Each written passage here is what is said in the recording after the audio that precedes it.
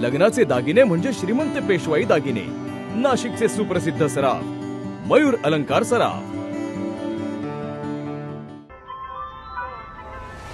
ताज्या बातम्यांसाठी नाशिक न्यूजच्या YouTube चॅनलला सबस्क्राइब करा आणि बेल आयकॉनला प्रेस करा।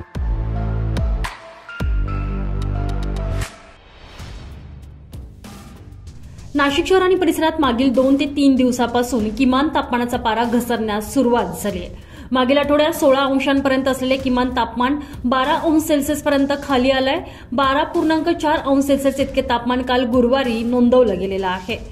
तर काल रात्री आणि आज सकाळच्या सुमारास देखील थंडीचा कडाका अधिक वाढलेला आहे। थंडीचा कडाका वाढू लागल्यानं नाशिककरांनी आता उबदार कपड्यांचा वापर वाढवलाय।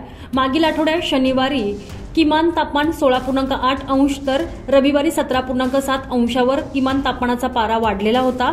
तसेच अंशतः ढगाळ हवामान राहत होतं। मात्र सोमवारनंतर वातावरणात वेगानं बदल होण्यास सुरुवात झाली आहे। थंडीसाठी हा आठवडा पोषक असून आठवडाभर थंडीची तीव्रता वाढणार आहे।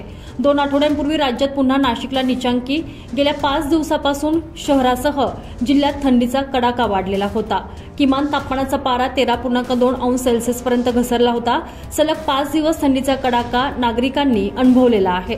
त्यानंतर पुन्हा 4 दिवस थंडी गायब झाली होती। आता पुन्हा मंगळवारपासून किमान तापमानात वेगानं घसरण होऊ लागलेली आहे।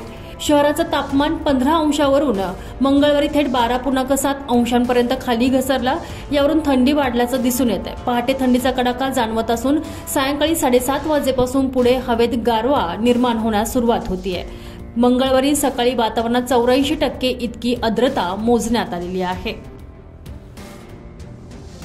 Bureau report, Nashik news, Nashik.